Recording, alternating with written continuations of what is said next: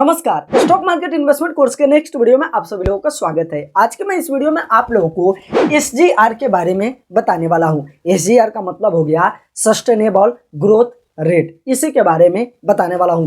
क्या होता है एसजीआर, किस तरीके से किसी भी कंपनी का एसजीआर हम देख सकते हैं, अगर हमें कैलकुलेट करना है तो किस किस डेटा की हमें ज़रूरत पड़ेगी और कैसे हम कर सकते हैं, कहाँ पे वो डेटा मिलेगा, ये सब कुछ मैं इसी वीडियो के अंदर आपको बताने वाला हूँ। देखिए दोस्तों, अगर आप किसी भी कंपनी में इन्वेस्ट कर रहे हैं तो उसका फंडामेंटल आपको जरूर से देख लेना है। और भैया एसजीआर तो जरूर से आपको देख लेना है, उसके बाद ही उस कंपनी के अंदर आपको इन्वेस्टमेंट करना है। तो चलिए अब हम इस वीडियो को करते हैं स्टार्ट। मैं आपका दोस्त मंगेश कुमार और स्वागत है आप सभी लोगों का मंगेश कुमार 2.0 चैनल के एक नए वीडियो में। तो चलिए अब हम इस वीडियो को देख ही लेते हैं। और दोस्तों यह हमारे स्टॉक मार्केट इन्वेस्टमेंट कोर्स का 42वां वीडियो है, एडवांस लेवल का 20वां वीडियो है। पिछले सारे वीडियो को अगर आप बिल्कुल फ्री में देखना चाहते हैं तो लिंक है नीचे डिस्क्रिप्शन में, आप जाके देख सकते हैं। अब दोस्तों हम अपने वीडियो के टॉपिक के ऊपर आते हैं। तो सबसे पहले हम समझते हैं कि आखिर क्या होता है एसजीआर, यानी कि सस्टेनेबल ग्रोथ रेट। आखिर यह क्या होता है तो मैं यहाँ पर लिख भी दिया हूँ, अगर आप चाहते हैं तो नोट्स में इसे लिख सकते हैं। यह वह ग्रोथ रेट होता है किसी भी कंपनी के लिए।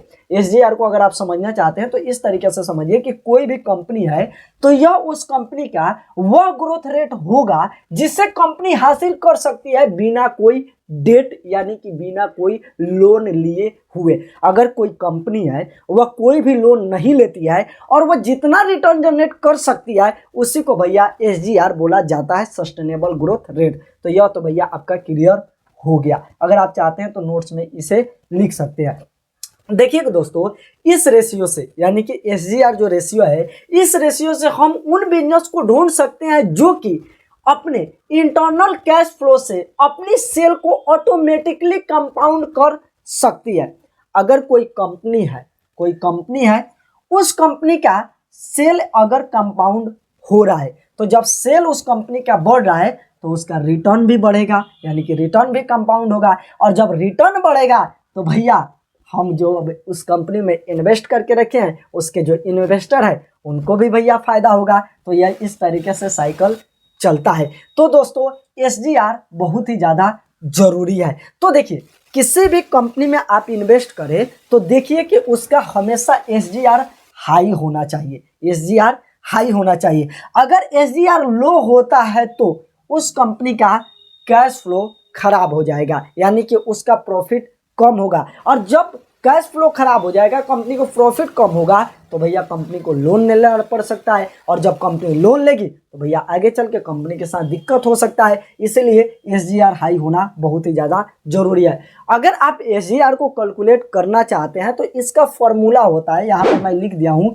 ROE गुना 1 minus dividend pay out ratio. यहाँ पर फॉर्मूला है, स्क्रीन पर भी आपको दिखाई दे रहा है। ROE मतलब रिटर्न ऑन इक्विटी। ROE का मतलब होता है रिटर्न ऑन इक्विटी।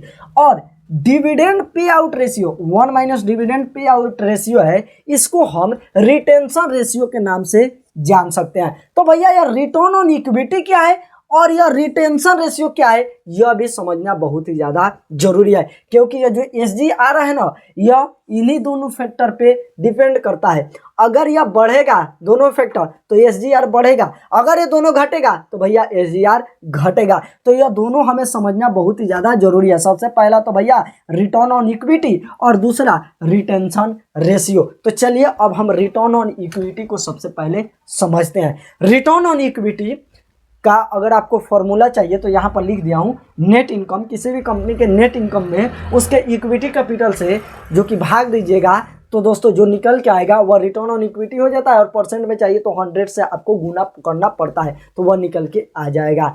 अगर किसी कंपनी का रिटर्न ऑन इक्विटी हाई है तो इसका मतलब है कि कंपनी का प्रॉफिट हाई है। और जब कंपनी का प्रॉफिट हाई है तो उसका कैश फ्लो भी हाई होगा। और जब कंपनी का कैश फ्लो हाई होगा तो कंपनी के पास जो कैश आ रहा है उस कैश को कंपनी अपने बिजनेस में इस्तेमाल कर सकती है और अच्छा ग्रोथ वह निकाल सकती है उस पैसे से।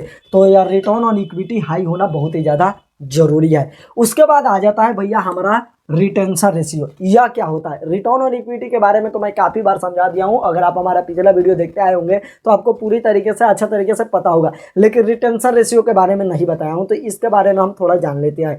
तो रिटेंशन रेशियो यह बताता है कि कंपनी अपने प्रॉफिट में से कितना कैश अपने पास बचाती है। देखिए कंपनी अपना सेल कर रही है तो कंपनी का प्रॉफिट हो रहा है, और जो कंपनी के पास पैसा आ रहा है प्रॉफिट करने के बाद कंपनी के पास जो कैश आ रहा है उस कैश में से कितना अपने पास बचा रही है। कई बार क्या होता है कि बहुत सारी कंपनियां डिविडेंड देती है, अपने इन्वेस्टर को डिविडेंड दे देगी तो उसमें भी भैया पैसा चला जाएगा, तो कंपनी के पास पैसा कम बचता है। तो वहीं भैया इससे पता चलता है, यहाँ पर लिख भी दिया हूँ कि कंपनी के पास कितना कैश बच रहा है, यही भैया रिटेंशन रेशियो में हमें देखने के लिए मिलता है। देखिए अगर आप किसी भी कंपनी का एनालिसिस कर रहे हैं तो उसका भैया एसजीआर हमेशा ज़्यादा होना चाहिए। मैं शुरू से ही बोलते आ रहा हूँ हमेशा ज़्यादा होना चाहिए, लेकिन उसका जो सेल ग्रोथ है ना इससे कभी भी कम भी नहीं होना चाहिए। एसजीआर ज़्यादा होना चाहिए, सेल ग्रोथ कम होना चाहिए, न कि ऐसे आप देखिए कि कहीं सेल ग्रोथ ज़्यादा है और एसजीआर कम है तो वो आपके लिए खतरनाक हो सकता है। एसजीआर ज़्यादा होना चाहिए, सस्टेनेबल ग्रोथ रेट जो है वह हमेशा कंपनी का ज़्यादा होना चाहिए, और एसजीआर जो ज़्यादा रहेगा तो उसका सेल ग्रोथ कम होगा। और दोस्तों मैं आपको बता दूं कहीं किसी कंपनी का सेल ग्रोथ ज़्यादा है, उसका सेल ग्रोथ ज़्यादा है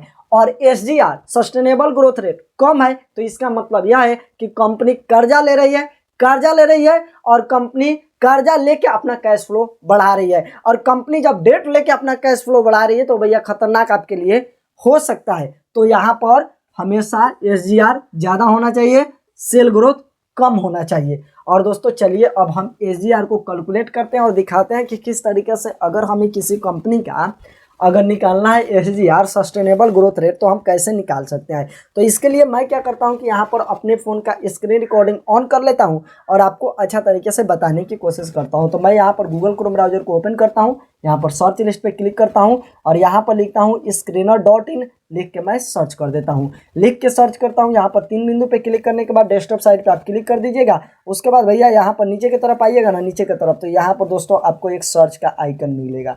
देखिए यहाँ पर आपको एक सर्च का आइकन मिलेगा, तो अब इसी के ऊपर आपको क्लिक कर देना होगा। अब जिस भी कंपनी का देखना चाहते हैं आप वह यहाँ पर आपको लिखना पड़ेगा। चलिए जैसे कि हमें अभी हाल फिलहाल देखना है डी मार्ट का, तो मैं लिखता हूँ यहाँ पर डी मार्ट, यह सबसे ऊपर जो हमें दिखाई दे रहा है ना एवेन्यू सुपर मार्केट, तो यही भैया डी मार्ट है। तो चलिए हम इस पर क्लिक कर देते हैं। क्लिक करते हैं तो हमें अगर एसजीआर कैलकुलेट करना है तो सबसे पहले तो कंपनी का हमें आरओई चाहिए, यानी कि रिटर्न ऑन इक्विटी चाहिए। तो यहाँ पर अगर आप देखिएगा तो आपको ऊपर ही दिखाई देता है, कहाँ गया भाई, यहाँ पर दिखाई देता है आपको। देखिए यहाँ पर दिखाई देगा आरओई मतलब रिटर्न ऑन इक्विटी। अगर नहीं दिखाई दे रहा है तो टेंशन लेने की ज़रूरत नहीं है, आप ऐड कर सकते हैं। इसके लिए यहाँ पर क्लिक कीजिए और यहाँ पर लिखिए रिटर्न ऑन इक्विटी, तो भैया ऐड होके आ जाता है। चलिए हम यहाँ पर क्लिक करते हैं तो हमारा निकल के आ गया यहाँ पर 16%, और भैया पहले से भी ऐड रहता है तो वहाँ पर भी उतना ही होगा, 16% ही होगा, क्योंकि डेटा एक ही है तो एक ही ना रहेगा। तो हम यहाँ पर लिख देते हैं 16 पॉइंट कितना है भाई 0, तो 16.0 हम लिख देते हैं। उसके बाद गुना, उसके बाद 1 minus dividend pay out ratio अगर अब हमें चाहिए। तो चलिए अब हम यहाँ पर क्लिक करते हैं तो लिखते हैं DIVI डिविडेंड पे आउट, जो कि यहाँ पर दिखाई दे रहा है डिविडेंड पे आउट। तो चलिए हम यहाँ पर क्लिक करते हैं तो डी मार्ट कोई भी डिविडेंड नहीं देती है, इसलिए 0% दिखाई दे रहा है, तो 0 हम लिख देते हैं। और चलिए अब हम कैलकुलेटर को ओपन करते हैं और निकाल के देखते हैं कि कितना आ रहा है।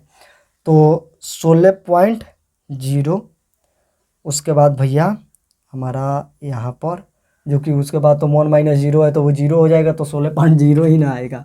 इसमें कैलकुलेटर खोलने की क्या ज़रूरत है, इतना ही आएगा भैया हमारा यह जो कि एसजीआर 0.16। इसमें कैलकुलेटर की कोई ज़रूरत नहीं है, कैसे कि भैया ये 0 हो जाएगा और उसके बाद भी यह हमारा निकल के आएगा 16.0। तो अब यह सही है या गलत है यह कैसे हमें पता चलेगा, तो इसके लिए हमें क्या करना होगा कि यहीं पे आना होगा और यहाँ पर अब हमें चाहिए जो कि यहाँ पर हम लिखे हैं ना सेल ग्रोथ, तो सेल ग्रोथ की डाटा। तो चलिए हम सेल्स ग्रोथ यहाँ पर लिखते हैं, सेल्स ग्रोथ, और यहाँ पर क्लिक करते हैं। यह कितना निकल के आया हमारा, यह निकल के आया 18.6%। यह हमारा जो कि एसजीआर आया है कितना 16.0%, ठीक है। और यह हमारा सेल्स ग्रोथ कितना है 18.6%। तो हम आपको बोले हैं कि यह ज़्यादा होना चाहिए, और यह कम होना चाहिए, लेकिन यहाँ पर उल्टा है। तो इसका मतलब क्या है कि यह जो कंपनी है यह लोन ले रही है, यहाँ पर डेट ले रही है थोड़ा बहुत, जिसके वजह से यह इतना गड़बड़ हो गया है। यह कहाँ पे हमें पता चलेगा, तो इसके लिए लोन ले रही है या नहीं ले रही है कहाँ पे पता चलेगा, तो इसके लिए इस तरीके से नीचे की तरफ आइए और यहाँ पर बैलेंस शीट में आपको आना पड़ेगा और यहाँ पर यहीं पे दिखाई देगा बोरोइंग, जो कि मैं थोड़ा जूम करके आपको दिखा दूँ। देखिए यहाँ पर दिखाई देगा बोरोइंग, और दोस्तों इसी में अगर आप लास्ट में आके देखिएगा तो डेट इसका बढ़ते जा रहा था और अभी भी आप देख सकते हैं अभी थोड़ा बहुत कंट्रोल किया है। पहले तो 393 करोड़ डेट ली थी 21 में, उसके बाद 647 करोड़ हो गया, 643, अभी 630 करोड़ है। तो ठीक है, इसे हम सही मान के चल सकते हैं क्योंकि ज़्यादा अंतर इसमें नहीं है। अगर ज़्यादा अंतर है, ज़मीन आसमान का अंतर है, तो यहाँ पर देखिए कि डेट ले रही होगी। अगर डेट ले रही होगी, लोन ले रही होगी, तो क्यों ले रही है, यह सब कुछ रिसर्च कीजिए और उसके बाद ही कंपनी में इन्वेस्ट कीजिए। हाल फिलहाल मैं अपने तरफ से पूरा कोशिश किया हूँ कि आपको SGR यानी कि सस्टेनेबल ग्रोथ रेट है, इसको पूरी तरीके से समझा दूँ। वीडियो कैसा लगा है कमेंट करके बताइएगा। चलिए अगले वीडियो में मिलते हैं, तब तक के लिए दोस्तों बाय।